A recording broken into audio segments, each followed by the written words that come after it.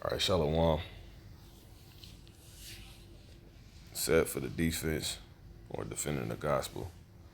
And this one I'm going to be dealing with none of you Gentiles, the Gentile nations will not make it. Sorry about that. And this one I'll be dealing with none of the Gentile Gentiles, the Gentile nations. A Gentile will not make it. First and foremost, defending the gospel that all the enemies of God, enemies of ours, are enemies. The heathens will be recompensed, which is fought against and combated with these nations making it, Gentiles making it, etc. So before I get into this, I'm gonna say, call Halam like Yahweh Bashim Yahushai wa Hawakakodash. That's all praises. Call Halayim, La being two, Yahweh Bahasham, Yahweh who people call God, whose true name is Yahweh from what we know and understand. Ba being in, Ha being the, Sham being name. Yahweh Shai, who people call Jesus, whose true name is Yahweh Shai. From what we know and understand and have been shown. All right, in the Paleo Hebrew tongue, the ancient Hebrew tongue, Wahab being and the, Quadash being Holy Spirit, Ha being Spirit. All right, peace and blessings to everybody. Awakening salutations to, the elect, the hopeful elect, the elders at the Great Millstone Church, whom the Lord has set up on these last days. On down to the rest of us, with the rest of us. All right.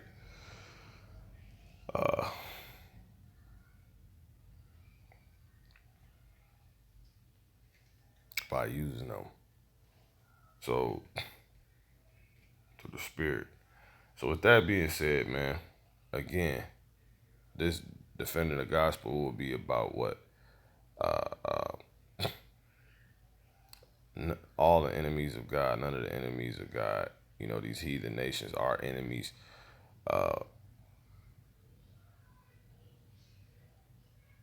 They specifically, all our enemies, the enemies of God, these heathens, they will be recompensed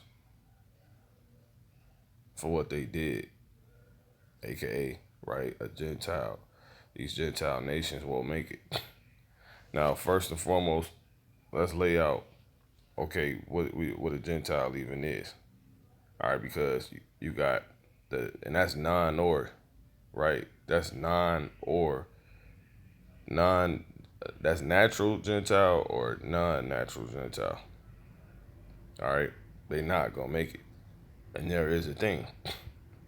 Now, we're gonna get into what that is and then explain ultimately why. All right, as we go on. And why this is the case and what the outcome will be. Their outcome is ultimately going to be that they're going to go into a slave. They're going to be recompensed. If depending on if they're a natural Gentile, they're going to go into servitude, tributary, and you're going to understand clearly why that's just and fair. And they're going to go into, you can call it what, slavery. They're going to go into slavery, and then the non-natural Gentiles, they're going to be destroyed because it's aka ultimately basically in a way dealt with the same way. Why? Because they have the same issue, and that's ultimately them robbing the temple of God, the treasury. So with that being said, let's kick this off. Now, one, we can explain it like this. Colossians 3:11, which is what people like to use to say the Gentiles will make it because, the Lord sees everybody the same, which don't make no sense because when you read Colossians 3:11 in the KJV, where there is neither Greek nor Jew. Right? Now, I didn't say Gentile. because a Gentile would encompass all, right? The word Gentile would encompass all non-Israelite nations, right? If you're talking about Gentile in that context, or it would denote one that's an Israelite not living like an Israelite, living like someone else. So essentially a foreigner, but it didn't say that. Now, a Greek is someone that's representing that, but that should be the key dead giveaway to show you that what uh, the Lord doesn't have all these nations in mind. He had the Greeks, when he was speaking through Paul to say this. He had a particular, obviously, point in time and reason for why he was dealing with the matter of even of Jew and a Greek. Now why? And why only them if the Lord was concerned with the whole? Because he's not. So it's a reason, again, point or purpose is a point for why he was using Paul to speak to the matter of Greeks and Jews, which again, I just ended there. All right. Now, when you read on, it says, where there is neither Greek nor Jew, circumcision nor uncircumcision, barbarian, Scythian, bond nor free, but Christ and Mashiach is in all. Now we're gonna jump down to get specific, right? When you go to, because some will be like, well, this is entitled, this is still encompassing or symbolizing all Gentiles, right? In the NIV, it says here there is no Gentile or Jew. See that? So if you read it in that translation, that's true. All right. Now let's say but what is obviously talking about a particular Gentile. It's not just talking about all Gentiles, because the Greek would be a particular Gentile. So he's saying there's no difference between these Gentiles and these Gentiles. The whole world wasn't made Greeks. They almost did that. It never happened.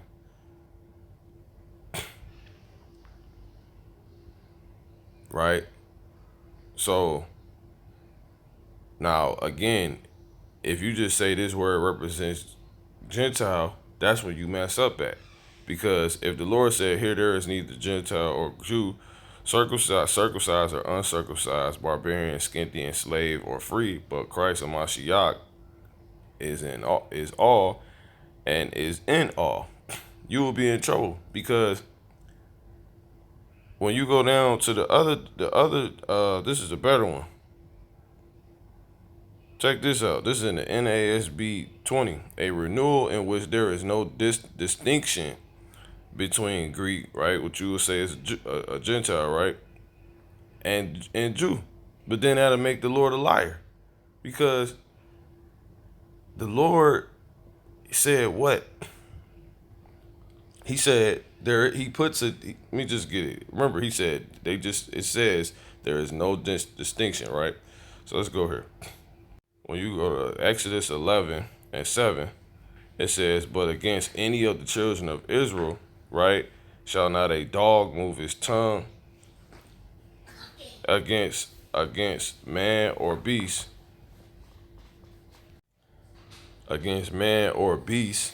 that ye may know how that the Lord do put a difference between the Egyptians, which will be what? A Gentile or Gentiles, and Israel, which will be non-Gentiles. See that? So if that was true, right? If that was what the understanding was actually there, back in that Colossians 3, right, and 11, that will make, again, where it says there is no distinction, that will make the Lord a liar. And when you get this word difference in Exodus 11:7, he says, how that ye may know how, right, the Lord wants you to know this, how that the Lord do put a difference between the Egyptians, right, Gentiles and Israel. So when you go to that word difference, let's go here. You get the word pala or pala. Strong's H6395. Pala. Pala. It says to be distinct. See, to be distinct. It says be distinguished. See that? The Lord said he does. He said there is a distinction. He said he put a distinction between these uh, uh, Gentiles and Israel. So if that word was literally encompassing all Gentiles and not a particular, not just a matter of the Lord in a moment of time dealing with a particular matter, in which he would be talking about particular Gentiles, it'll make him a liar. It'll make him crazy. Now, when you go here, now we know that the Lord said,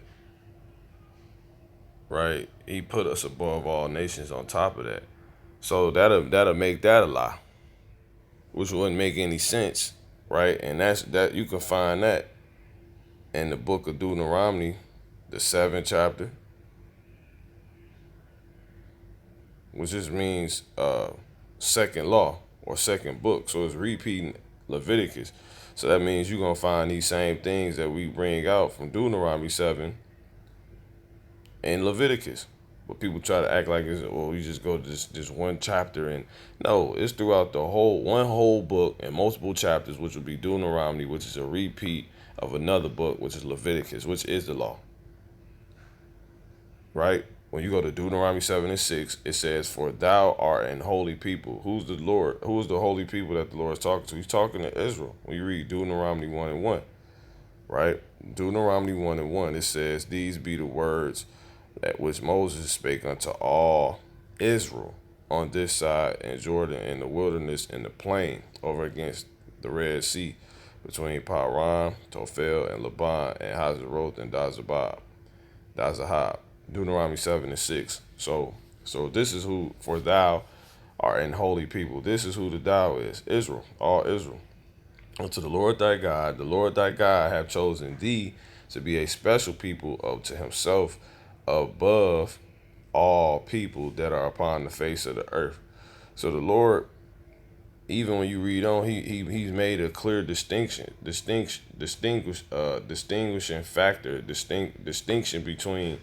Israel and the rest of which is a nation, and the rest of the nations. Because it says, "The Lord did not set his love upon you, nor choose you, because ye were more in number than any people. For ye were the fewest of all people." So there's a distinction right there. See that? So when you go to here, Leviticus, right, which supposedly is being repeated by Deuteronomy, right? Let's see. This is Leviticus 20 and 26. "And ye shall be holy unto me, for I am holy. I, the Lord, I, Yahweh, am holy, and have severed you from other people," right? "That ye should be mine." Now, before we go there, the Lord don't change. As it tell you in the book of Malachi 3 and 6, it says, "For I am the Lord Yahweh, I change not." See that? I change not. I change not. Therefore ye sons of Jacob are not consumed. This is in the NLT. "I am the Lord Yahweh, and I do not change," with a period. "I am the Lord Yahweh, and I am Yahweh, and I do not change. That is why you descendants of Jacob are not already destroyed." See that? The Lord don't switch up on you. See that? And he said, "You sons of Jacob are not." That's why we ain't already destroyed, because he promised us. See that? And in NET it says, "Since I, Yahweh, do not go back on my promises, you sons of Jacob have not perished." You know, the Lord made promises to us, and those promises was upon what? Him choosing. us and making that distinction. The Lord don't change, man. This is in the BES. For I am the Lord your God. I am Yahweh your God, your power, and I am not changed. So you come back here, right? And we know because we can get another one, right? This is Numbers 23 and 19. God, the Most High, right? Yahweh is not a man that he shall lie, neither the Son of Man that the Lord ain't got no reason to lie. Man deal with flesh and being, just wicked and just influence and just being weak. The Lord not he's not of nothing to where and then politics and so-called status quos and images they trying to keep up in the sight of people or whatever for even if it's right or wrong.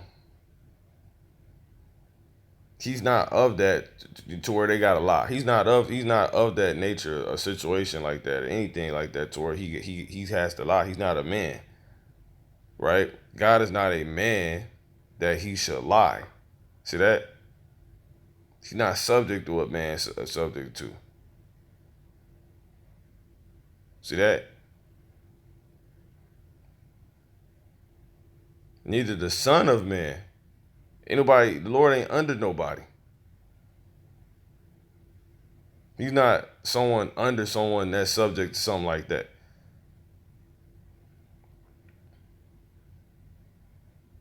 He's not under the tutorship or counsel or guidance of being subject to something like that, in in a situation like that. It says that he, neither the Son of Man that he should repent. Right? The Lord don't make mistakes to where he gotta correct himself. He gotta go back on something he said. He don't gotta do that. He not of the nature. He's not of he's not the offspring of a man being that's subject to a situation to where it's like that for them, to where they a lie, good or for right or wrong, whatever. Nor that they, he's born of one to where he gotta correct himself. He not perfect. He's born of someone of so much of a flaw to where he slips with his tongue. He gotta correct things. He said, the Lord don't gotta do none of that. It says, hath he said, and shall he not do it? The Lord ain't get wrong what he wanted to say. He's well spoken. He speaks what he thinks, what he knows. He's all knowing, omniscient, right? It said, and shall he not do it? Or hath he spoken, and shall he not make it good? Exactly. It says, behold, I have received commandment to bless, and he hath blessed it, and I cannot reverse it. See that? Because the Lord, he don't say nothing, and it don't come to pass. It don't, this is in the NLT. God is not a man, so he does not lie. He is not human, so he does not change his mind. Has he ever spoken and failed to act? Has he ever promised and not carried it through? You have not read that. It's not going to be found in the Bible. So the Lord don't change his mind because he's not of anything to where he have to change his mind. He didn't get wrong what he wanted to say. So when you come back to all of this is Leviticus 20, again, which is supposedly being repeated, which supposedly Deuteronomy repeats. So it should, so it should be found saying that the people are chosen. Should be doubling down on the distinction being made. Because people act like Deuteronomy is just some damn loophole book. They don't got nothing. It's not in connection with the rest of the Bible or context or nothing. But it don't make no sense. That's the word's Lord, the Lord's word, which you ain't supposed to add to or take away from. That's what he said. So it's going to be said everywhere if it's what it is. This is Leviticus 20 and 26, and ye shall be holy unto me, for I am the Lord, I Yahweh am holy. and have severed you from other people. See, and have severed you from other people, that ye should be mine. So that tells you right there, the Lord has definitely made what a distinction, and with knowing that he don't change, as he made promises to us, to Israel, he won't, to where they won't be destroyed. That means they're gonna, him telling them not only those promises, but that they were chosen to where they would be told those promises will also not change. They were different. They were set apart. They were separated, aka holy, aka what? Distinction. So when you get the word severed, see what we get here. But Strong's H914. Batal. Batal. it says what? To make a distinction. All right. So let's just go back to the point of how we even got here, right? This is Colossians 3:11. We jumping down to what? The NIV. It says, because it's just about there is neither Jew nor Greek, right? Or which people would say that Greek is encompassing all nations, or symbolizing all Gentiles. So that's why you see that here, because there's people that believe that in this translation. Here, there is no, they misunderstood that like that. Here, there is no Gentile or Jew, circumcised or uncircumcised, barbarian, Scythian, slave or free, but Christ or Mashiach is in all. Jumping down to the what? The NASB, a renewal in which there is no distinction between Greek and Jew. See, that could not be saying that, because it just erase every. You know how many scriptures I just read saying the opposite. You can't. That'll make the Lord crazy, and God's not the author of confusion. So this word was never encompassing all Gentiles, because we just went to a particular set of Gentiles that the Lord said outright there is a distinction between. We just went to scripture talking about when it comes to Israel and all other nations, like Israel being a nation, there's a complete distinction that has been made. Israel has been set. They have a distinction between them and the rest of all these nations. They've been severed. But all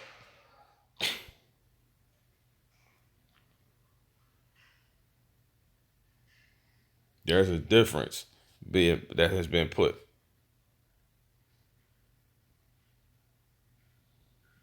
All right. Palah.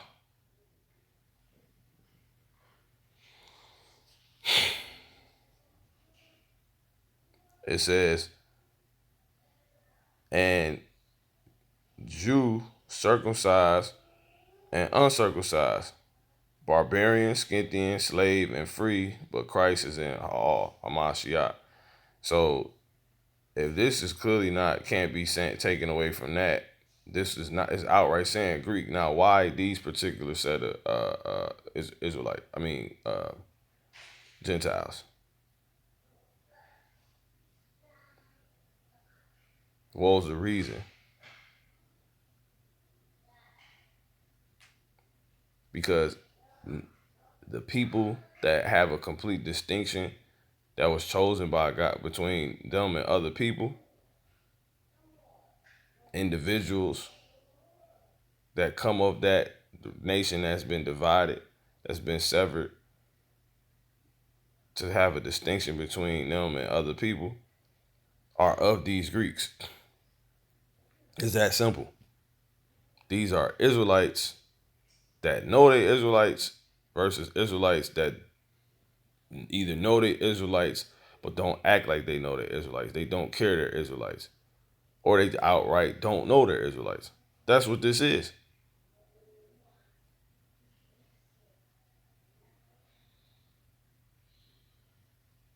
And they're both seen in a way to where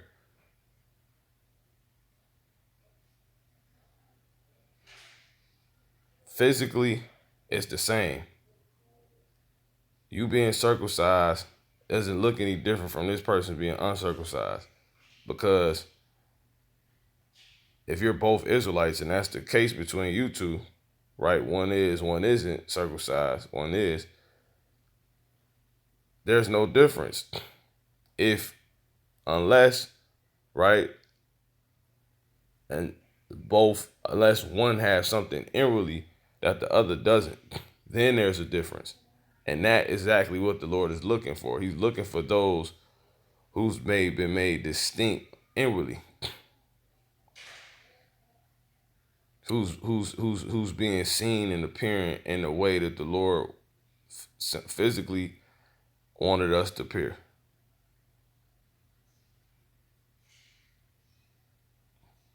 Which is no baggage, without any baggage, without any blemish, being on point, right? Stuff like that.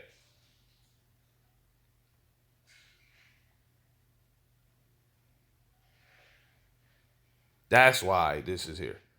How do we know that specifically why this is being said? I can go straight to a scripture.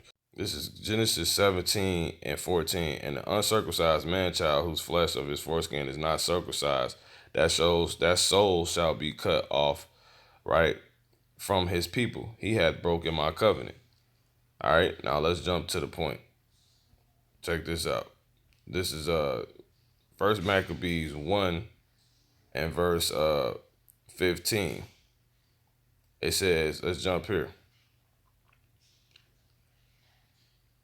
Let's start at 11. In those days went there out of Israel,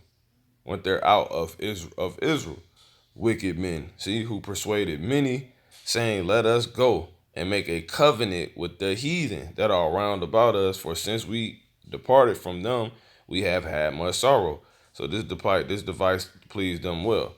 So these people will basically become like heathens. Who were the heathens at the time that were ruling? The Greeks. This is in the Maccabees. It says, then certain of the people were so forward herein that they went to the king, who's a Greek, who gave them license to do after the ordinances of the heathen. So they're not dealing with the knowledge of God anymore. And they're going to be raising children to not have that knowledge, to where you have basically non-natural Gentiles found amongst Israel. You basically would have Greeks.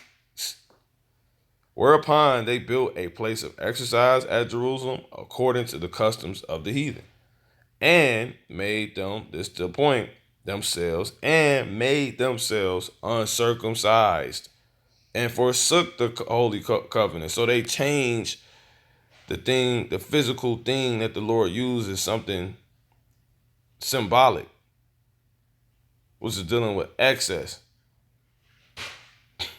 Ultimately, just making a mark to show a distinction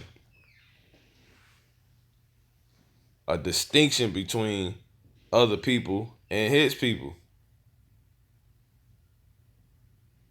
It's like, in order to get in the club, this place, this particular, not a club like a party, but like a clubhouse or something like that, you have to give us this code. You have to have one of these. You know, Willy Wonka ticket. It's like that. So to know you of one of these, like, I don't want to say fraternity, because that's Greek, which they get into, but see, they get that whole type of thinking, like where they stamp you, like they know you're one of the members by having your damn skin seared with a hot iron.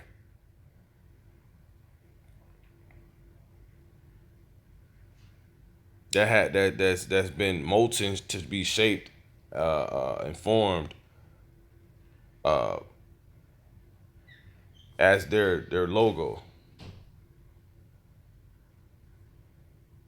to show, and you get that seared on you with a hot iron, burn your skin to where it's on your skin forever, and that's how they know you one of theirs. But that goes into what being that goes back to the Greeks.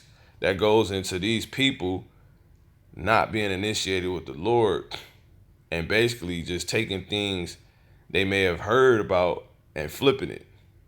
Like, oh, they're doing okay. We'll do this. They're not gonna go force. They're not gonna circumcise themselves. They're gonna just take It's just like when you think of a Louis Vuitton bag versus a like a Gucci bag. Whoever started the style of, you know, the distinction of having like the logo, their little logos printed all over it as a print, it was then followed by those that wasn't of Louis Vuitton, another brand that would just take that idea and flip it. It's the same thing as this. It's the same. That's the same thing as that, if you will, and they would make that work for them, and then that bag will become popular, and whoever get into that, get into that. It's the same. That's what you see today. They searing damn weird marks of their whatever on you, and the Lord, having foreskins circumcised as of then, right? But it's still a custom of his, and it's sensible. But these Israelites who was of that, right? They took that away because of the Greeks that were ruling, and they became Greeks themselves. They became what? Hellenized. So these Greeks, that's the Lord saying there is no distinction between, are both, and these Jews from Jews are both Israelites. They might have both been outright Jews, which is an Israelite, and made themselves uncircumcised and forsook the holy covenant and joined themselves to the heathen. See that? And were sold to do mischief. See that? These were the Greeks. When you read the rest of this chapter, all right, jumping down. Let's start at 41. Moreover, King Antiochus or Antiochus wrote to his whole kingdom that all should be one people, and everyone should leave his laws. So all the heathen agreed according to the commandment of the king. It says, yeah, many, but they ain't take over the whole earth. They were, you go look up the history, that's what they were trying to do. They didn't get everybody. It was people that was fighting back against them, right? But it says, yeah, many also, right? That's what the Maccabees about. They ain't, look, why you think it was still Jews? Because everybody ain't go for that shit, man. That's your proof. The Bible history book. They just don't include us in the history book. The white man, so-called white man, Esau, he doesn't include us in their history books. Why don't you think they talk about the Bible in school? Why don't you think they talk about the Jews in the history of them teaching you about the Greeks? Because then it'll show the people that pack these public schools who they are. And we wouldn't be in their goddamn schools no more because we will learn all of this. So it wouldn't make no sense. And he not supposed to wake you up. The Lord's supposed to wake your ass up. He's been trying to hide it. So it's just a dead giveaway. And this is a reason why they're going into slavery, captivity, tributary, because they have not only, which we're going to get into in history, physically robbed the temple of God, the treasury, going into the house of the Lord and stealing the Lord's money, stealing the Lord's stuff. But they've done that spiritually to the children of Israel who are the temple of God. They've robbed the Lord and stacked up upon their belongings, having their belongings, keeping their belongings from them.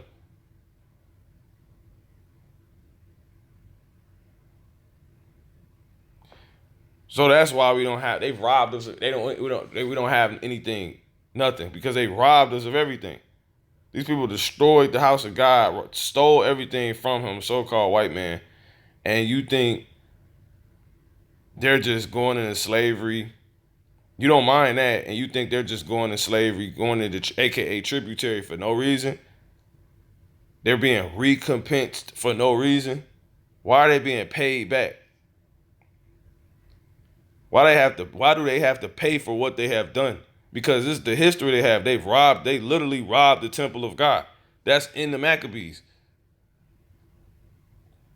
But before I even get there, right, I'm gonna finish talking about how the non-Gentile, all Gentiles, whether you natural or non, you're not gonna make it. And the non-natural being the Israelites, which we gonna prove that, right? It says, yeah, many also of the Israelites consented. See that? Many, not all. See that? Also of the Israelites consented to his religion and sacrificed unto idols and profaned the Sabbath.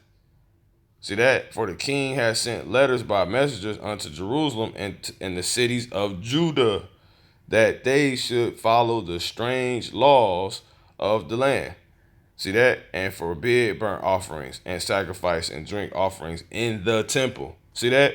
So it's going into it. And that they should profane the Sabbaths and festival days and pollute the sanctuary and the holy people. That's the temple. That physical temple being the sanctuary. But it says, and the holy people. But whole time, us, the temple is just representing us. So if you rob the temple, you do all this to the sanctuary, that's symbolic of what you would do to the people. Sanctuary. What does that word mean? Set up altars and groves and chapels and idols and swine's flesh and unclean beasts in the temple. And that's exactly what you see Jake, who is the temple, filled with. It says that they shall also leave their children uncircumcised. See that? So this is how you have this history in Colossians 3:11 saying a renewal in which there is no distinction, which is a lie. It don't make any sense between Greek and Jews. This is how we know these Greeks. Obviously, one, they're not all people because everybody didn't become a Greek. So it's not a word symbolizing all Gentiles. And we know, okay, it's a reason why these particular Gentiles are being pointed out. Because if you was a particular Gentile of this, like, right, it's probably because you got forced to it. But that would be relevant because that happened. Israel are the main people victim of it. That would be relevant. That's relevant. So you had some Israelites that became Greeks. So this is why the Lord pointed out Greeks. Wasn't nothing else shaking at the time. It wasn't nobody else fighting. They at the time, it was East Coast, West Coast. There wasn't none of that going on. You was either who you was or you got flipped to being a goddamn Greek, converted. It's that simple. That simple. It is that simple. It says, and that they should also leave their children uncircumcised. What does it say? A renewal, Colossians 3:11 in the NASB. A renewal in which there is no distinction between Greek and Jew, circumcised and uncircumcised. See that? Which is why this is being said. Barbarian, Scythian, slave, and free, but Christ and Mashiach is in all. That's why it says that. All right? That's why it says that. Because these Greeks are Israelites. These Jews are Israelites. There is no difference at this point because one may be circumcised and another one may not be because you all have sinned.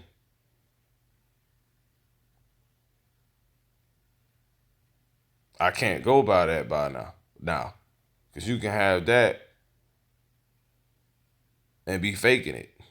They cannot have that and be real. So the real thing meaning inwardly, be right inwardly. So the thing it comes down to is who you are inwardly. All that glitter isn't gold. The Lord is not a, he's not a man, the Lord not a goofy man. It says, and make their souls abominable. See that? That they should leave their children back in Maccabees, first Maccabees 1:48. That they shall also leave their children. This is what the king wanted them to do, the Greeks, uncircumcised and make their souls abominable with all manner of uncleanness and profanation, to the end they might forget the law and change all the ordinances. See that? So this, you would literally have Israelites being raised by sellout Israelites as children to become the people, the thing they was raising them to be, which were Greeks, which Israelites sold out to. Literally, they said, let's go make a covenant, a contract with the heathen. See that?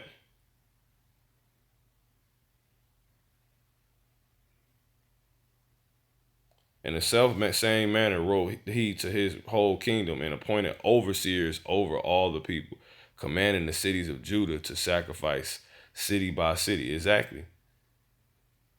See that?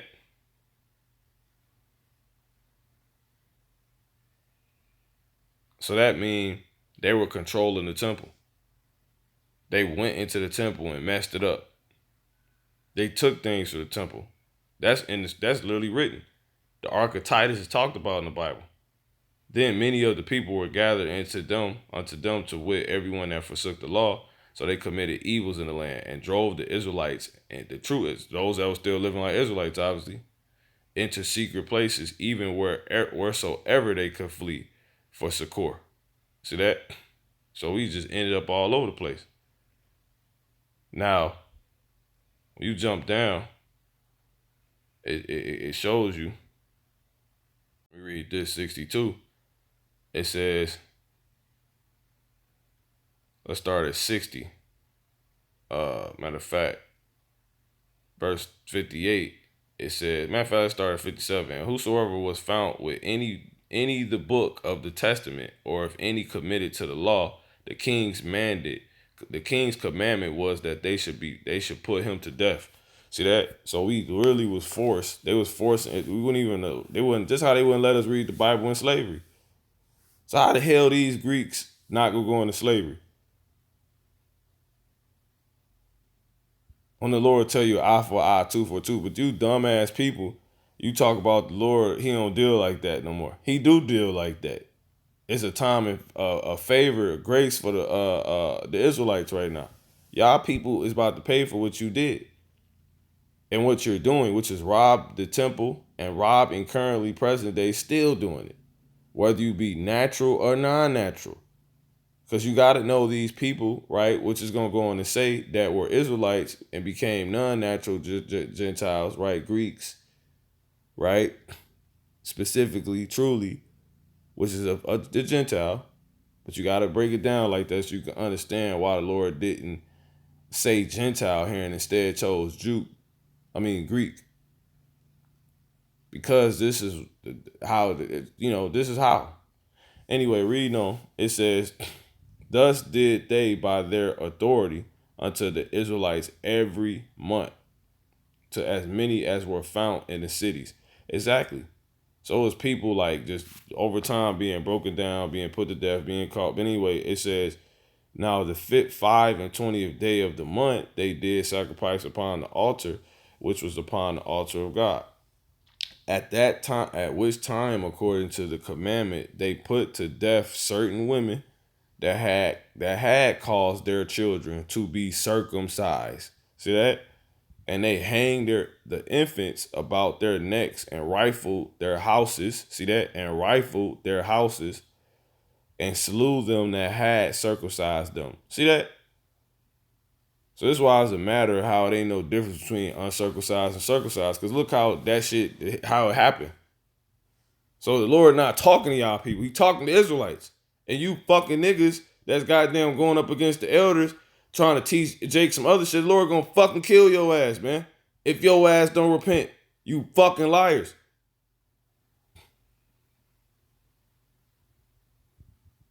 Howbeit many in Israel were fully resolved and confirmed in themselves not to eat any unclean thing. We ain't selling out to no motherfucking devil. Fuck you. Ain't nothing left. Ain't nothing here. And pray the Lord give you the spirit in these times. When we got to stand up for this. For it says, wherefore, the rather to die, that they might not be defiled with meats. Not finna bow down to some goddamn. That's like me letting a damn fish or a damn animal rule over me. Have me living outside. And then I'm not doing that shit. Disgracing my family, my son. Man, we're gonna die. Fuck that. It says, we'll be back. It says, and that they might, we're gonna go to sleep real quick, and that they might not profane the holy covenant. So when they died, and there was great wrath, very great wrath upon Israel. So it ain't worried about nobody else in this when you read this. Just to show you, these were the Greeks, verse 1, and it happened after that Alexander, son of Philip the Macedonian, who came out of the land of Chetam, had smitten Darius, the king of the Persians and Medes. Yeah, murdering, stealing, envious, covetous, so-called white man, right? Took down another nation, a nation of heathens. It says that he reigned in his stead, the first over Greece. So the Greeks took down the Persians and the Medes. That's why Daniel was shown that statue having pieces, certain pieces of metal follow after another piece that was different from it, and prior to it on the statue.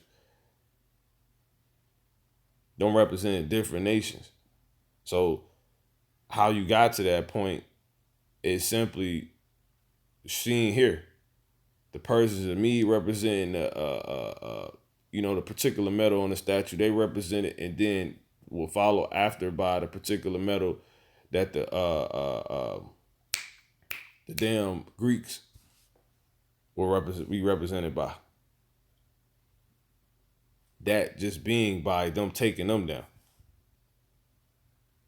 See that? And went through to the ends of the earth. It says, and made many wars. See that? And won many strongholds and slew the kings of the earth.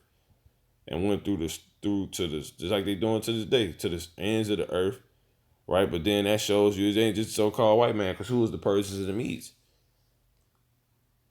You know, them Elamites. It says, and took spoils of who you call East Indians today. It took spoils of many nations, in so much that the earth was quiet before him. And I think it's a mix of Ishmael too, but it says, and if I'm wrong, someone could correct me in the comment board. But anyway, it says, in so much that the earth was quiet before him. See that? Let me read. Did you hear what I just read? And went through to the ends of the earth and took spoils and took spoils and took spoils of many nations. So what did they take from us? They went into the temple and stole the Lord. They went into the sanctuary. They went into the treasury and stole the things that God had put up, that people donated for our government, etc. That was for God. That would pay the Levites. That would support the poor, the needy. That was for the servicing of the temple. They went and stole that shit, bro. To where the temple couldn't run because these things was kept hid, stolen from it. And now you see that now in the spirit. They're doing that now. Now, if you look at it like that, you should understand that these people not going to make it. You're not finna rob the Lord. Why you think you got mentions of Yahweh Shah being so mad? Because of what the temple, he went to the temple because of what the temple represented. Because it shows if you getting down like that in the temple, how you going to get down on the actual temple, the people? Which ain't going to be no servicing, because the temple is set up for the service of God, right? So how the hell could you do that without the things that would need to run? How could the true servicing of the Lord, which is done by the Israelites, be done if they are without or stripped from the things they need to do that? So you're basically robbing God on the worst level. And went through to the ends of the earth and took spoils of many nations, in so much that the earth was quiet before him, whereupon he was exalted and his heart was lifted up. And he gathered a mighty strong host and ruled over countries and nations and kings, who became, tributaries unto him. Now, when you deal with the word tributary, that's ultimately paying, you reaping the benefits of these people off of the money and etc.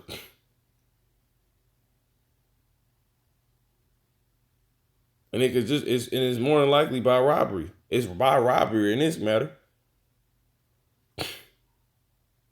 But then you have wicked ass niggas be like, well, God set it up. Shut the fuck up, nigga. It says, and after these things that he fell sick and perceived that he should die. All right. And they kept going. This was Alexander the Greek. As it tell you in verse 7. So Alexander reigned 12 years and then died. It's that simple. Now you read on, and after his death, or in service, bear rule everyone in his place. After his death, they all put crowns upon themselves.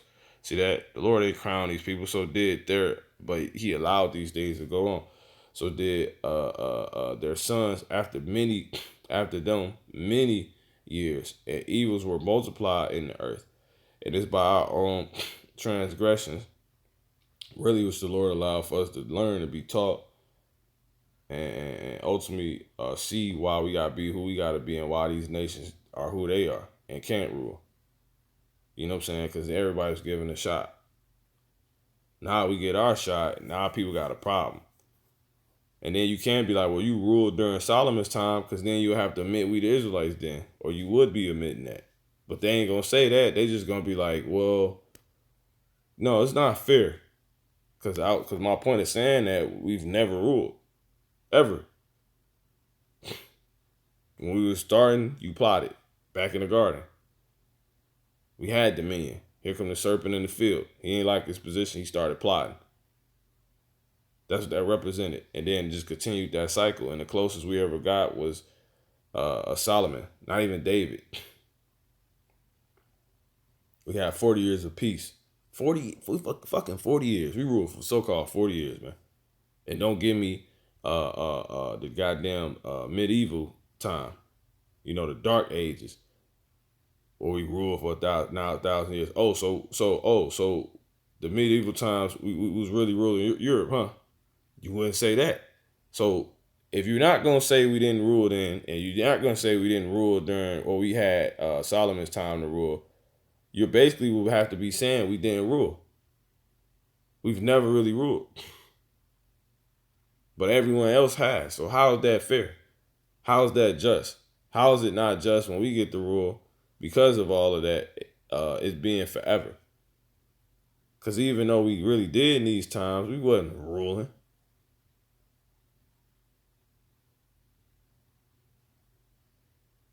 We was just stable for a moment. That's what it was. We never ruled.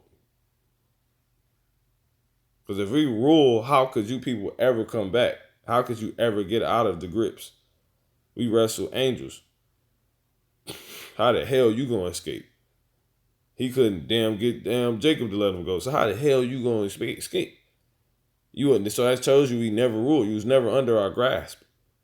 When we ruled during so-called, we had 40 years of peace. It didn't say 40 years of ruling.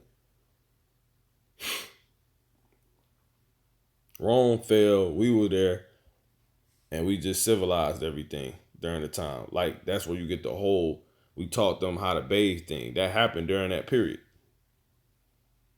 Anyway, reading on, it says, and after his death, they put all crowns upon themselves, so did their sons after many of them.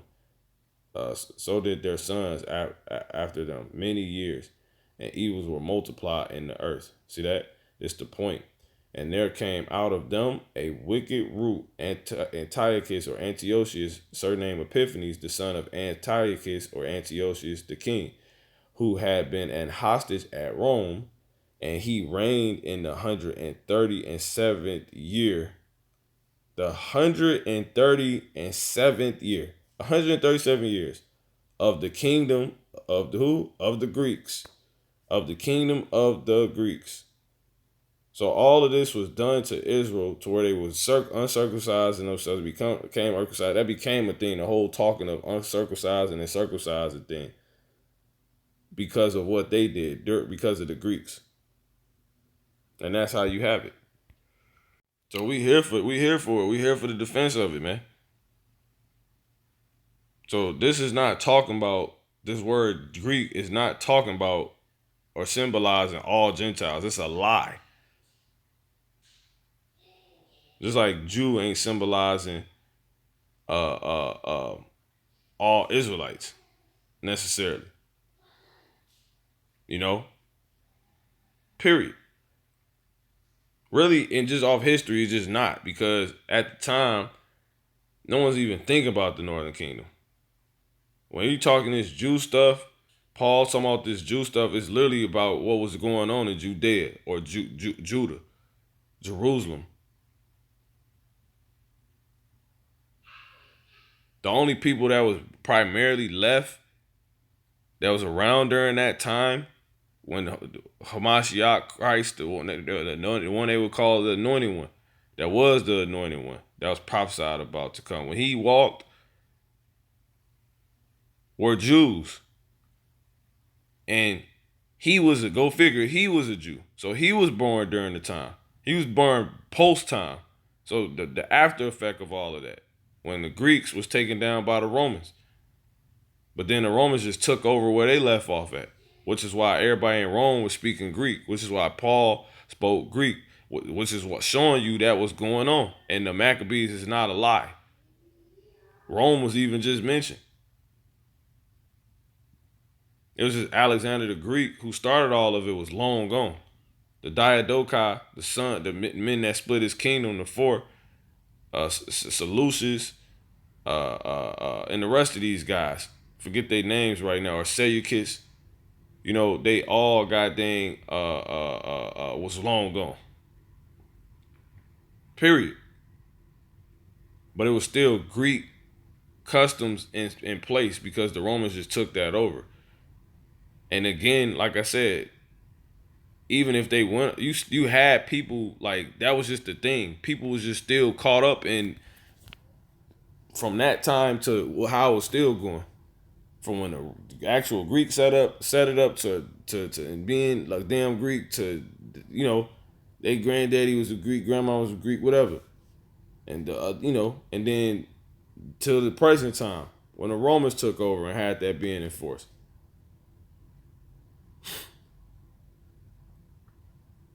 But it was with less application, like when the Greeks had it going on, because they were actually the Greeks. And you could get that discernment when you read the scriptures. Now, with all that being said, no Gentile, because of this, right, aka Greek, because you would say it's Gentile,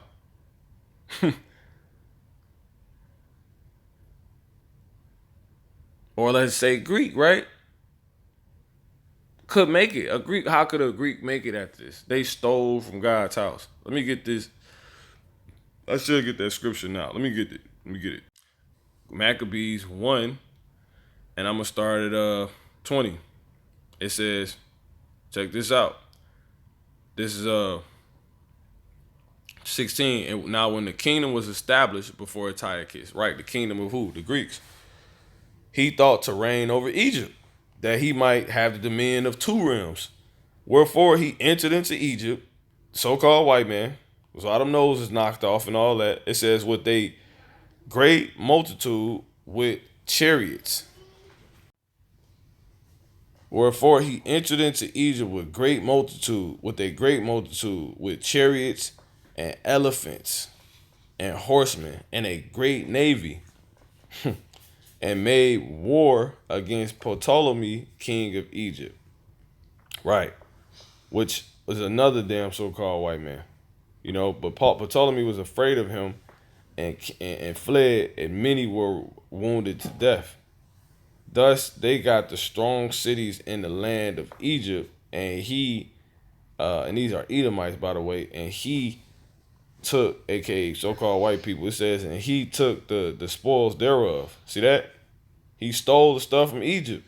So how you think they got all this gold and stuff and the tombs and all of this?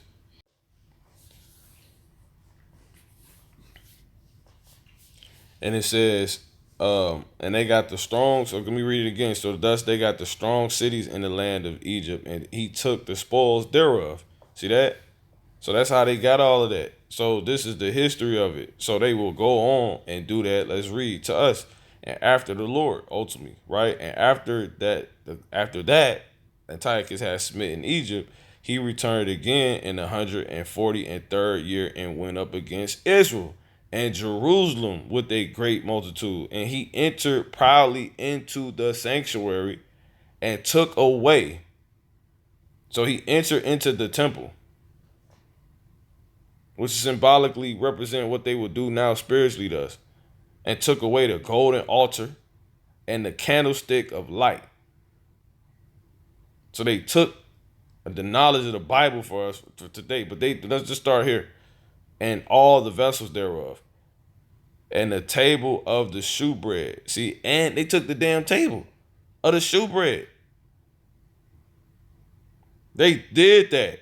The table that had the bread David ate of. Like, are you serious? It says, and the pouring vessels, and the vials, and the censers of gold. Everything that makes the Lord's house beautiful and has people want to deal with it, and it has it of to where it's of benefit. The stuff that pleases him, he went and stole and took away. It says they went and stole and took away the Greeks. It says, and the veil, see, and the crown, and the golden ornaments that were before the temple, see, that were before the temple, all which he pulled off. He took also, so he stole the silver and the gold and the precious vessels. Also, he took the hidden treasures which he found. See, the hidden treasures which he found. That's spiritual. And when he had taken all away, he went into his own land, having made a great massacre and spoken very proudly. See that? So it says, therefore there was a great mourning in Israel in every place where they were, so that the princes and elders mourned, and the virgins and young men were made feeble, and the beauty of women was changed. See that? So just like it makes sense, because if the temple is basically connected to us, whatever happens to us is gonna show the state we in. So if there's no temple, right? If the temple broken down, which was used to represent us for years, like, we're gonna be broke. Go look for the Israelites and don't expect for them to, and only expect for them to be broken down. But see, this time, because you would think, okay, the Lord, he knew this foretold 4 times, so he had this already foretold in his plan.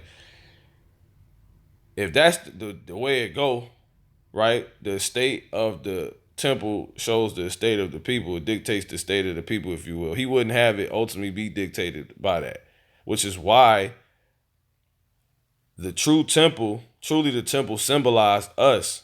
It wasn't, the other way around.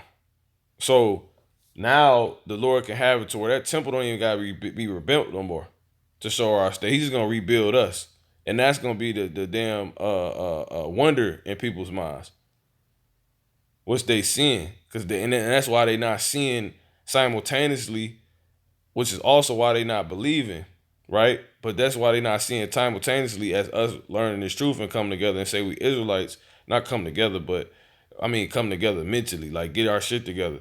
That's why they're not seeing the temple, the temple that's in Israel be built up, the ruins that's there, because there's still ruins there, though the land is being trodden down by Gentiles, hence being stolen, right?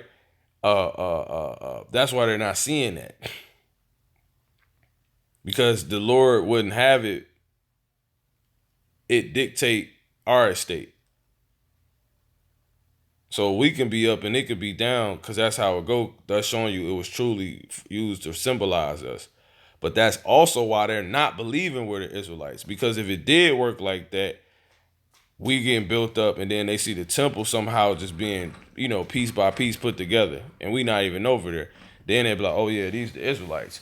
But see, since they don't see nothing from their carnal eye correlation, which they do, but they would have a reason to not consider, you know. So with all that being said, they stole from the Lord. All right. So we got that history now. Now, you gotta know, this is now getting to the point, you gotta know why. You gotta know why I said the natural Gentiles and non-natural Gentiles are not gonna make it. One for one or two reasons. One reason being ultimately, okay, what is a Gentile? Right? Um, or before I even say that, that being whether you're an Israelite or not an Israelite in actuality. Whether you're an Israelite in actuality, acting like a Greek, a Gentile, or a dang non-Israelite, period. And you a dang, you doing what you do. Obadiah 1 and 9 was just dealing with prophecy, right? Talking about Esau, the relationship with Jacob. First of all, the word Gentile, when you go into the word Gentile, let's get it. Now, when you read certain instances of the word Gentile, certain instances where the word Gentile is mentioned in the New Testament, it's denoting basically the instance of like Colossians 3 and 11. Um, Greeks, a particular Gentile, right? Which would be Israelites. Sometimes it's talking about the actual Gentiles, like entire, like a Gentiles, the idea of Gentile in general, like period, not specified. In this case right here, in Acts 20 and 21 and 11, is talking about the actual Gentiles, because it says, and when he has come unto us, he took Paul's girdle and bound his own hands and feet, and said, thus saith the Holy Ghost, the Holy Spirit, so shall the Jews at Jerusalem bind the man that owneth this girdle, and shall deliver him unto the hand of the Gentiles. So a non-Israelite didn't have power for anybody to deliver them into their hands. Like, that's why the Messiah, he wasn't delivered into the hands of the Jews. The Jews was delivered into the hands. The Jews took him by um, Judas Iscariot, who was a Jew, and delivered him unto the Gentiles. That's why it says, ye by wicked hands. Let me just get it. Acts 2, and I'm going to start at 22. Ye men of Israel, hear these words. Yahushua of Nazareth, a man approved of God among you by miracles and wonders and signs, which God did by him in the midst of you, as ye yourselves also know. See, in the midst of you, as ye yourselves also know, him being delivered by the determined counsel and foreknowledge of God, right? It didn't just happen. It was already set up. It says, ye have taken who? You men of Israel. And by wicked hands, see, which was the hands of the people in power, the Greeks, the Romans who were Greeks, basically, right? Edomites, the people in power, so-called white man. It says, and by wicked hands have crucified and slain. See that? It's that simple.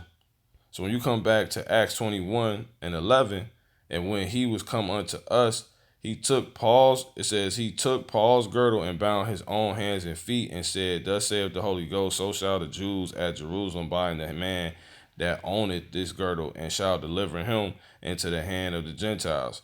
See that? So these Gentiles are actual Gentiles right here. Now, when you get the word Gentile, because this is my point of going here, it's not a matter of, okay,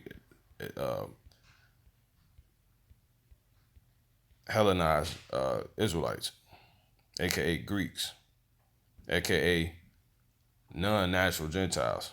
It says, and to prove that, let me just get that real quick, so I can just hear, the madness. This is Acts 6, and I'm gonna read 1, right? This is in the NIV, right? Let's just read it, right? It says, and in those days when the number of the disciples were multiplied, there arose a murmuring of Grecians against the Hebrews because their widows, right, were neglected in a daily ministration.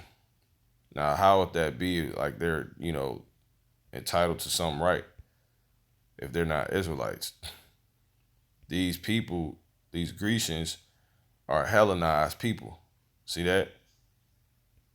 Used in the New Testament of Jews. Let's read it. Hellenistius. Strong's G 1675. Hellenistes. Hellenistes. It says a Hellenist, one who imitates the manners and customs of the worship or the worship of the Greeks. So they're not actually of these. These are people who are imitating a custom that's not really theirs and not of. See that? These are Israelites.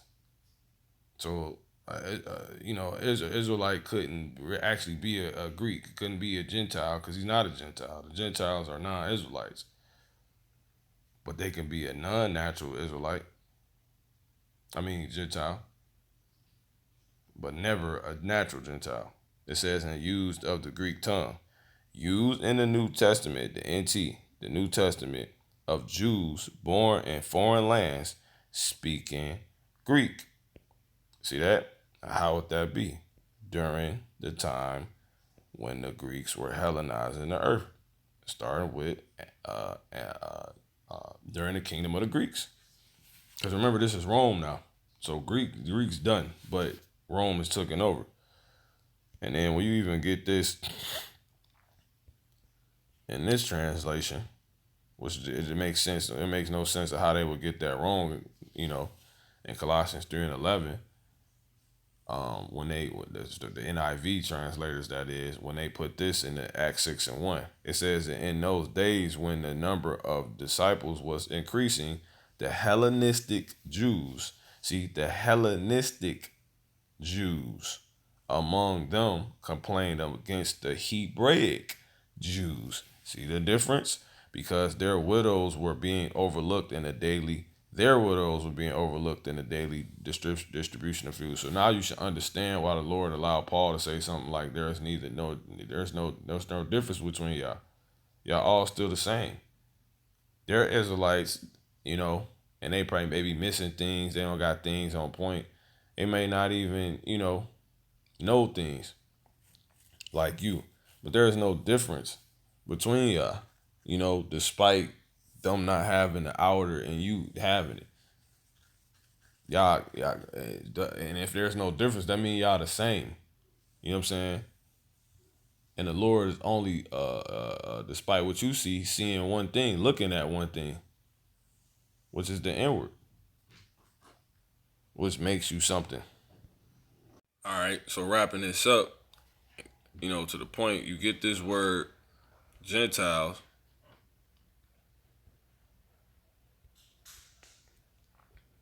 which these Gentiles will be natural Gentiles, not the idea, the situation, the particular matter the Lord laying out through Acts 6 and 1 and Colossians 3 and 11 and so forth, but actual Gentiles, natural Gentiles, ethnos, right?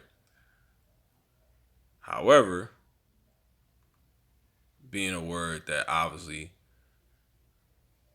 at face value, Israelites can still fall under.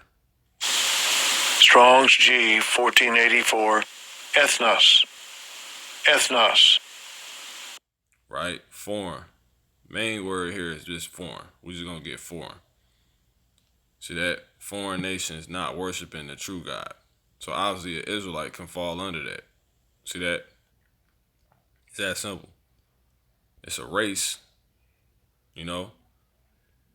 but it's a particular race. It's the races that don't know the Lord, that are foreign or strange to not knowing the Lord. All right. And the scriptures tell you that these people, they never knew the Lord. When you read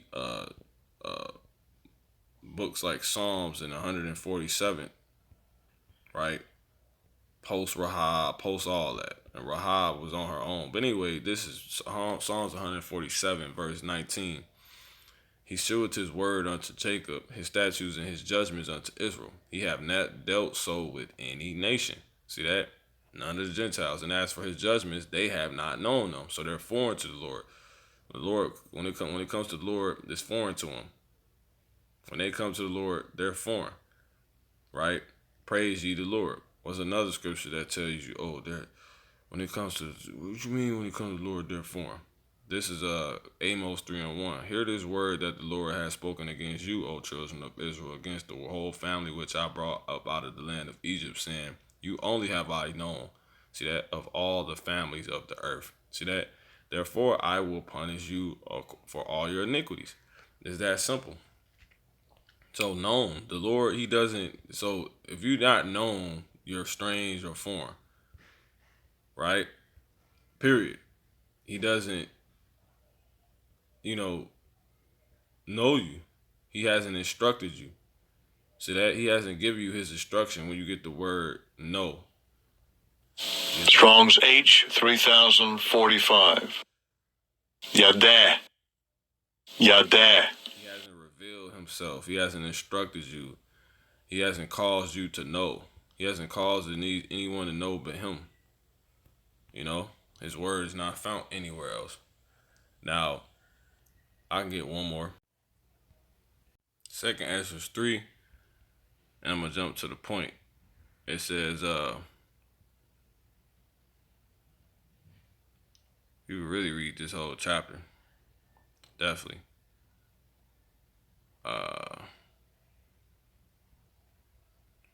Let's just jump to the point.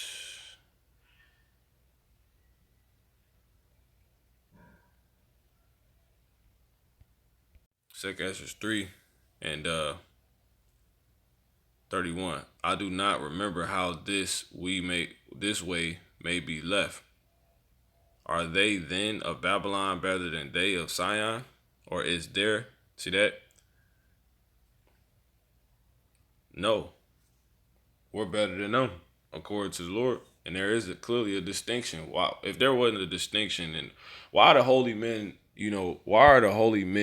if there was never a distinction and that was never to be thought, why are holy men thinking that, like Ezra's? Why? And Ezra's is not just in the Apocrypha. He's in Nehemiah and Ezra. Those are both his books. Right? Nehemiah just wrote Nehemiah. But it's dealing with Ezra. This is why they call this, in certain books, they call second Ezra's really third Ezra's. And no, fourth Ezra's.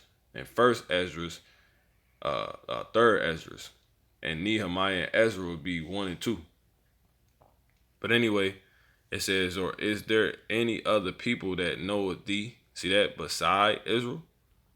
So if this is wrong, why is he allowed to think like this and he a holy man? Right? He's in what's considered canon. Even if you didn't consider this canon. I do not remember which it is. It was removed. Go by 1611. It says, I do not remember. You can go further back than that. I do not remember how this way may be left. Are they then of Babylon better than they of Sion? Or is there any other people that knoweth thee? See, beside Israel? No. Or what generator has so believed thy covenant as Jacob? See, he's an Israelite. He knows what's going on. He's a holy man. He helped get the temple rebuilt during the time of Zerubbabel, and whatnot. It says, and yet their reward appeared not, and their labor had no fruit. For I have gone here and there through the heathen, and I see they flow in wealth, and think not upon thy commandments. Thy commandments. Weigh therefore our wickedness now in the balance, and there is also that dwell the world. And so shall thy name nowhere be found but in Israel. Or when was it that they which dwell upon the earth have not sinned in thy sight? Or what people have so kept thy commandments? See that? He show them to me. Thou shalt find by that Israel by name, Like Israel, no. They're the only ones that truly can say they know. They're the only ones that know. Everybody else is foreign to this. Have kept thy precepts, but not the heathen. But that's the key thing. You would have to be Israel. So even if you're born of Israel, but you're not Israel, you're not living like Israel, you wouldn't know the Lord. So again, we here for it. So the Lord don't know nobody else. So the whole idea of like I said, Gentile is just what? Being foreign, not knowing the Lord, which obviously Israel can fall under. Now, let's go ahead and jump back to Obadiah. Right? This is Obadiah 1, and I'm gonna start at 9. And I mighty men, O T-men, right, shall be dismayed to the end that every one of the mount of Esau may be cut off, see, by slaughter. For thy violence against thy brother Jacob, shame shall cover thee, which obviously Obadiah is still prophesying of, because Obadiah is pre-Maccabees, pre-Alexander. See that? So clearly they wasn't even gone at that point, because the Greeks were 100% Esau. The scriptures tell you that. They were the Idumeans. This is see it right here, 100%.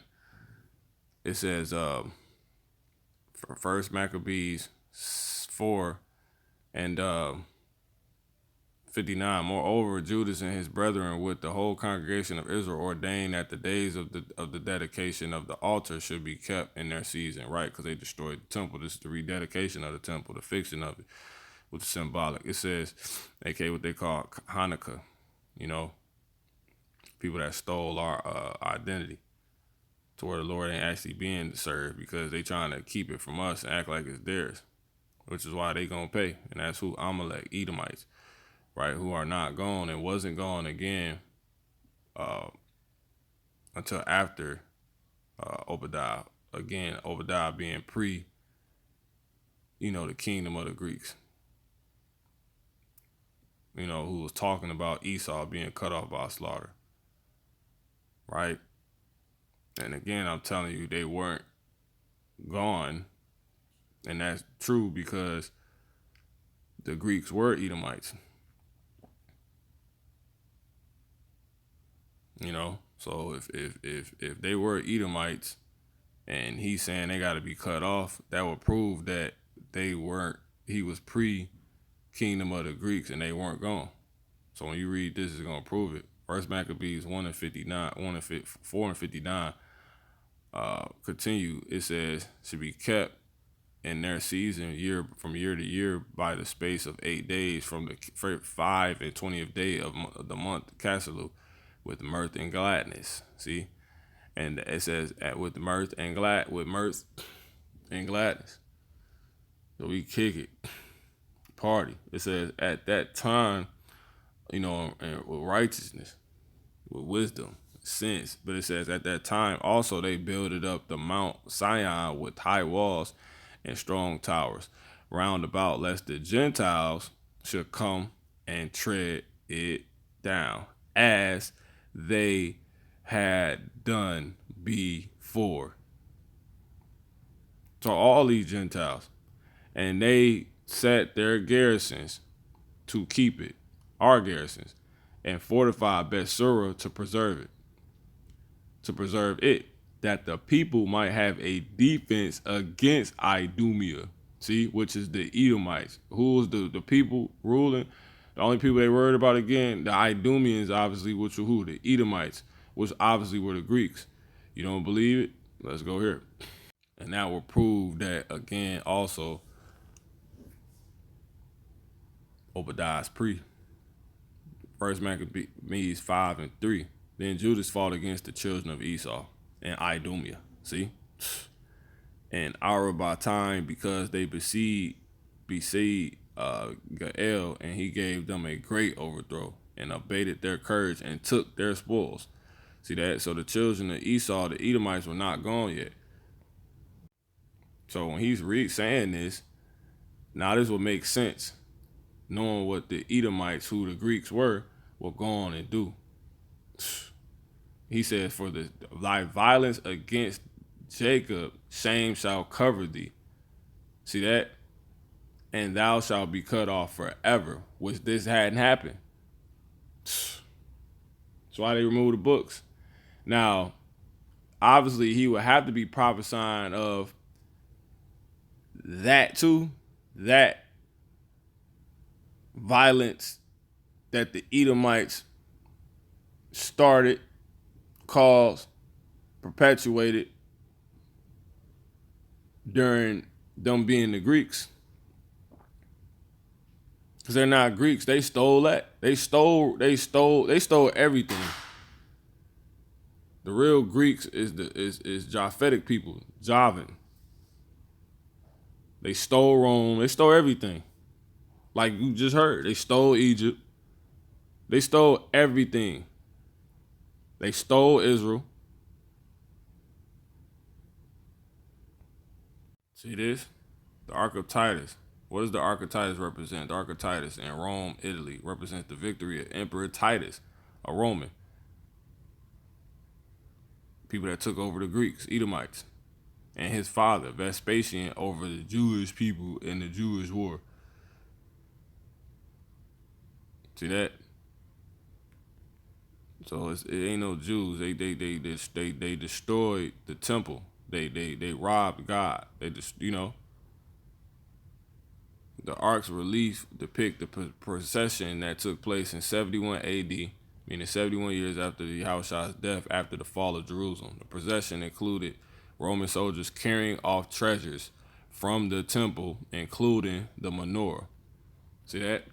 So they took and hid and would keep for themselves, or try to keep for themselves who?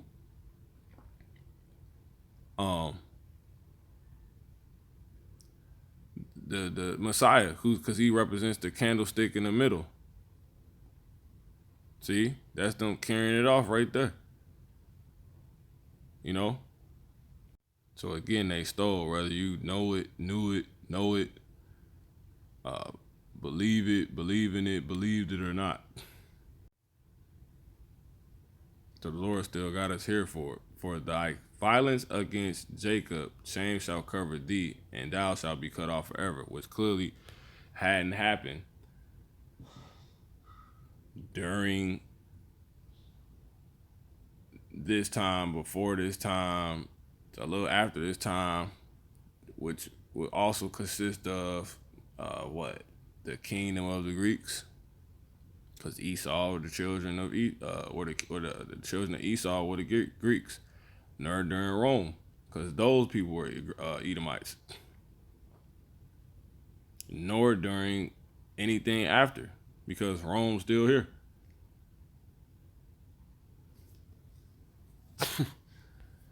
Come on, man. And the day, this the point though, that thou stoodest on the other side, in the day that the strangers carried away his forces, and foreigners entered into his gates, and cast lots upon Jerusalem. Even thou, see that? Let me read that again. In the day that thou stoodest on the other side, and the day that the strangers, see the Gentiles, the strangers, get that word, we'll come back to it, carried away captive his forces. What does the word forces mean? All right, let's get the word forces.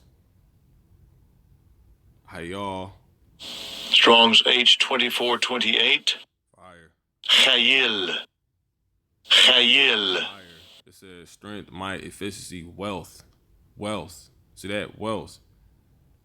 They all went into the temple and stole. See, goods, riches. Crazy, man. Our strength.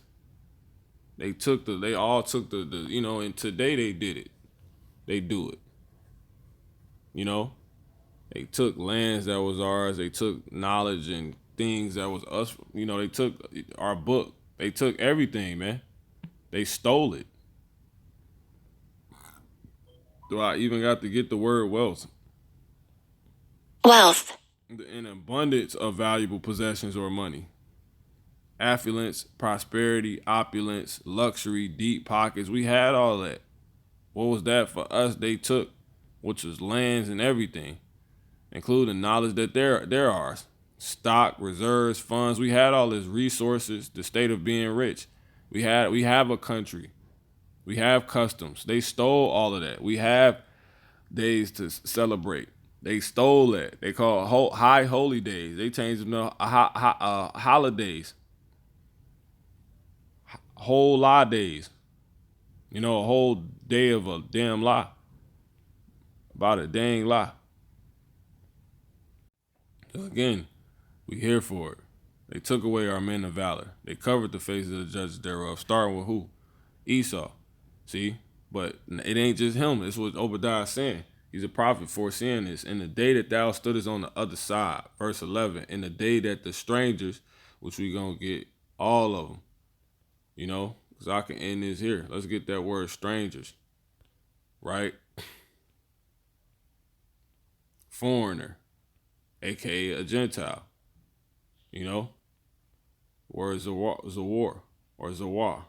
Let's get it again. Say that correctly. Strangers. Yeah, Zawar or Zawar. But anyway, it says his forces carried away captive his forces, so his riches, his wealth, everything, and foreigners entered into his gates. See that? The foreigners being what? Again, the same thing as strangers. You know, Nakar or Nakayar. A foreigner. See, one unknown, a damn heathen, man. You know, a Gentile. See that? Strong's H5237. Nochri. Nochri. So there you go. So it says, stranger of another country, etc. Thus showing you they don't have a monopoly on the word necessarily. Non-Israelite people. See, a foreigner, non-Israelite people. But they don't have a monopoly necessarily on it, because what makes them foreign is them being foreign to God by him never instructing them, dealing with them, and them being foreign ultimately to him. That's the main thing. You supposed to know him, but he ain't choose you to know him. And then you got, like I said, the word Gentile outright being here when you read the Brown Driver Briggs lexicon, Gentile. All right. So coming back here, entered into his gates and cast lots upon Jerusalem, even thou was as one of them. See? So all of them. So they all stole from us. And we're going to get specifics of what that is, but that'll be it. It says, but thou shouldst have not looked on the day of thy brother in the day that he became a stranger, because we was taken not only for what we had, but from what we had to where we became like the ones that did it. Because we was oppressed. That's where you get Stockholm Syndrome from.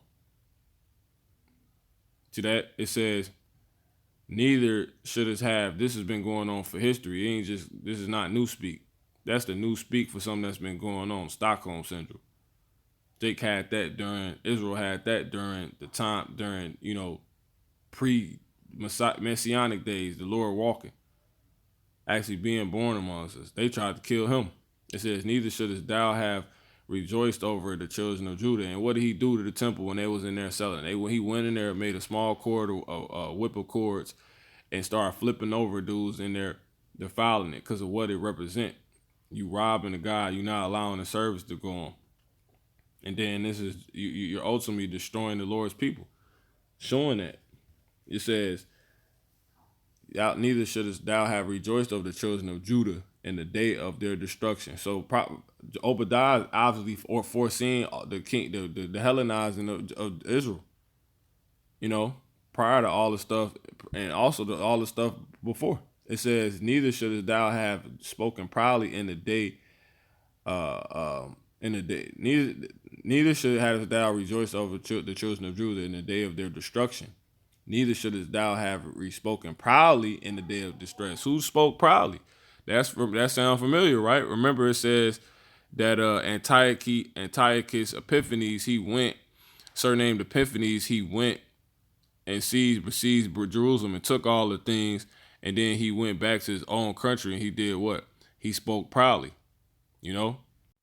He took also, verse 23, 1 Maccabees 1, also the silver and the gold, see, and the precious vessels. Also, he took the hidden treasures which he found, which we represent all that. All that represent us. We're the gold, we're the precious vessels, and we're the hidden treasure, you know? The knowledge. It says, and when he had taken all away, he went into his own land, having made a great massacre, and spoken very proudly. And it says what? In Obadiah 1 and 12. But thou shouldst have not looked on the day of thy brother in the day that he became a stranger. See, he became Hellenized. Neither shouldest thou have rejoiced over the children of Judah in the day of their destruction. Neither shouldest thou have spoken proudly in the day of distress. See that? Why? Because the scriptures tell you it is an easy thing for the Lord to make a poor man. It's an easy thing for the Lord to flip stuff. Right? Marvel not, Sirach 11 and 21. Marvel not at the work of sinners, but trust in the Lord and abide in thy labor. See, in thy labor. Marvel not at the work of sinners, but trust in the Lord and abide in thy labor. This is what the Israelites who became non-natural Gentiles did. They didn't abide in thy labor. They marveled the work of sinners that was coming so powerful and illustrious, and was the new rulers that will go on and steal and rob and do things like that to have power, even if it meant stealing from God and robbing the Lord, hence destroying the temple, helping destroy the temple, or rob the Lord, whether it was physically or spiritually or both. You know what I'm saying? And that's what they did. So this is why no natural Gentile or non-natural Gentile is going to make it, which obviously Jake will also become. It says, for it is an easy thing in the sight of the Lord. They didn't stick to this on the sudden to make a poor man rich. So flip things. You don't go with who winning now. They bandwagon people. That's how Israel is. You know what I'm saying? A lot of Israelites. See that? It says the blessing of the Lord is in the reward of the godly, and suddenly he maketh his blessing to flourish.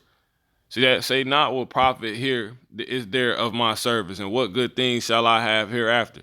These people, looking at it like that, that's what they was doing. These Israelites that became strangers.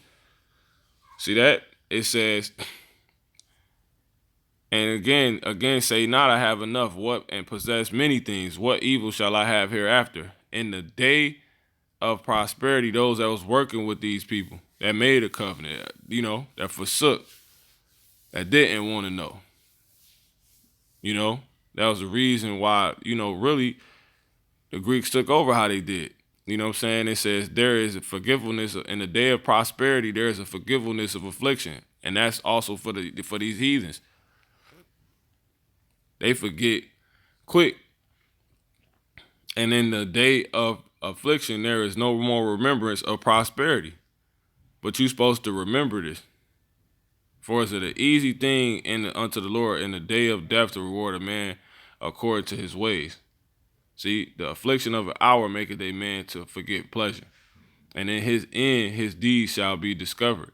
Judge none blessed before his death, for a man shall be known in his children. With all that being said, we understood that Israel became Gentiles, non-natural Gentiles, and non-natural Gentiles. A Gentile, first and foremost, is someone that don't know God. And that's the reason why they will be destroyed, why they won't make it, I should say. Now let's go ahead and prove that, and I can shut this down. This is 2 Thessalonians 1 and 7. It says, and to you who, let's start at 6, seeing it is a righteous thing to God to recompense tribulation to them that trouble you, and to you who are troubled, rest with us, because they're all Israel not troubled, because some of them sold out and are actually helping do the troubling. when the Lord Yahushua shall be revealed from heaven, who they actually took and delivered unto the Gentiles, the actual natural Gentiles, because they was winning and they wanted power, because they was marveling at the work of sinners, because they was forgetting that the Lord can make a poor man rich on the sudden. He can flip scenarios like that. They forgot all that, you know? So they will go on and do things that will be the equivalent of robbing God. That would go on and do things like stealing from the temple as well, which is a very crazy matter. So I'll get at that after this. It says, from heaven with his mighty angels and flaming fire, taking vengeance on them that know not God. See, that know not God, and that obey not the gospel of our Lord Yahushua HaMashiach. See that? So the Lord is going to destroy everyone that don't know the Lord. They're not going to make it. If you don't know the Lord, that means you a Gentile. That's possible, being an Israelite or not an Israelite. They're not going to make it.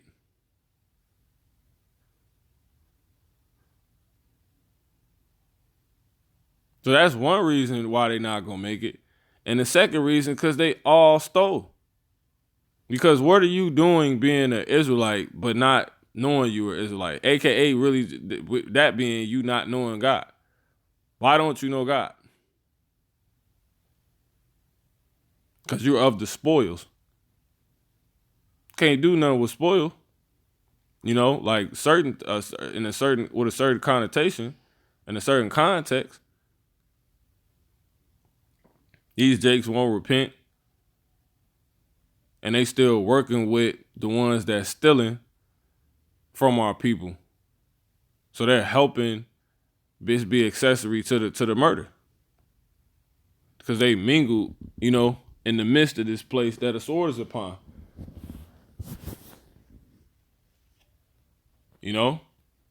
They working with the damn so-called white man, believing in him and all this. They gonna be destroyed. This parable right here. The widow's mite. And Yahushua sat over against the treasury. Now, where's the treasury at? It's in the temple, right? And beheld, or amongst the temple, and beheld how the people cast money, see, into the treasury. And many that were rich cast in much. See that? Many that were rich amongst the Israelites. Now we're going to find out what that treasury is. It says, and there came a certain poor widow, and she threw in 2 mites, which make a farthing. You know, but we ain't even got to go. So she threw in everything she had, basically. But we're going to jump in. We're going to get to the point, right? So let's go to the word treasury so you can get some understanding on this. This the word. Strong's G 1049. Katsafulakian. Katsafulakian. A repository of treasure, especially of public treasure, a treasury. The word is used to describe the apartments constructed in the courts of the temple. See, the word is used to describe the apartments constructed in the courts of the temple. In the courts of the temple. So it's amongst the temple. It says the treasury, in which not only the sacred offerings and things needful for the service of what? Of God were kept, but this was also where the priests resided. The sacred treasury, public records, and even the property of widows and orphans were deposited here. Josephus speaks of the treasuries in the woman's court of Herod's temple. In the New Testament, the term near the treasury seems to be used of that receptacle mentioned by the rabbis, to which were 13 chests or boxes. An example, trumpets, so-called from their shape, and into which were put the contribution made voluntarily or paid yearly by the Jews for the service of the temple. See that? And the support of the poor. So the Lord had a whole system set up, and these people came and just stole it. So you read scriptures like this, Job 20 and 15, he has swallowed down riches, and he shall vomit them up again. Exactly. He ate up all our riches. He stole God. God shall cast them out of his belly. Why? Because they're gods. Same chapter where he say he don't change. You have robbed God, starting with non-natural Gentiles first, which is Israelites. Like, will a man rob God? Malachi 3:8. Hell no. It says, yet ye have robbed me. But ye say, wherein have we robbed thee? In tithes and offerings. You have cursed with a curse, for ye have robbed me, even this whole nation. See that? The Lord, all this stuff the Lord set up, you destroyed. You allowed to get destroyed. You helped get destroyed with your own wickedness, your selfishness, your unfaithfulness. And then you got the natural Gentiles that outright just stole the stuff. All right? Galatians 6:7. Be not deceived. God is not mocked. For whatsoever a man soweth, that shall he also reap. Now, it's heavy when you get this word mock, right? Strong's G 3456. Mukterizo. It give you ridicule. An example, to make mouths. An example, ridicule. You get ridicule. Ridicule. It says the subjection of someone or something to contemptuous and dismissive language or behavior. I'm going to jump to the point. Look at this synonym. Pulling someone's chain. See that? Pulling someone's chain. That's spiritual. Chain like jewelry, like snatching somebody's chain, taking somebody's chain. It's crazy. Make sport of. It's crazy. So the Lord, you're not finna play with the Lord. He's not going for none of that. He done showed us that. He finna show you that. So again, Job 12:15. He has swallowed down riches, and he shall vomit them up again. God shall cast them out of his belly. See that? It says, I'm going to jump to the point, verse 18. That which he labored for shall he restore. How can he restore something? And why would he if it's his? If he labored for it? Because he took it. He's basically putting it back again. Right? Restore. And shall not swallow it down. According to his substance shall the restitution be. So meaning everything he got is what he gonna give back. Because everything he got, he stole from us. Which is why he giving it back to us. To the Lord. It says, he shall not rejoice therein. Because he hath oppressed and hath forsaken the poor. That treasury amongst the temple that represents us. So you did it physically and spiritually. If you did it both, either or. Because he had violently taken away a house which he builded not. Archetypus, the temple. Surely he shall not feel quietness in his belly. He shall not save of that which he desired. There shall none of his meat be left. Therefore shall no man look for his goods. See that? It says, verse 15 in Job 27, those that remain of him, shall be buried in death, and his widow shall not weep. Esau, all these Gentiles. It says, though he heap up silver as the dust and prepare raiment as the clay, he may prepare it, but the just shall put it on. Why? Because it's ours. It's the Lord's that he gave to us, and the innocent shall divide the silver. See that? It says, he builded his house as a moth and as a booth that the keeper maketh. The rich man shall lie down, but he shall not be gathered. He openeth his eyes, and he is not. He gonna look up, and all of it's gonna be gone. This whole situation. Terrors take hold on him as waters. A tempest stilleth him away in the night. So many scriptures you can get, but I'm gonna just close it. Jeremiah 30:16. Therefore, all that devour thee, swallow down riches, and stole all that did it, which is all nations. That's why they all gonna go into them. All thine adversaries, every one of them shall go into captivity. And they that spoil thee, that rob thee, shall be a spoil. So that's all these nations, and all that prey upon thee will I give for a prey. I will restore health unto thee, and I will heal thee of thy wounds, saith the Lord. Throughout these wars, the physical ones, and now ultimately the spiritual ones now. It says, because they called thee an outcast, saying, this is Zion, whom no man seeketh for. They could just go on us. They took everything. They know they did, and they see us now, and we know that we're in the condition we in because of history, because of what we forgot and don't know, which is why we're still in it. But that's given back to us now through the Lord. So with that being said, Revelation 13:10, he that leadeth into captivity shall go into captivity. He that killeth with the sword must be killed with the sword. Here is the patience and the faith of the saints. And that's why we set up to what? Defend the gospel. And here, Philippians 1:17, but the other of love, knowing that I am set for the defense of the gospel. So that's what's on the way. Call on like how about Shmi Al Shai or how Lord willing you learn something else edifying. The Lord's please. Shalom.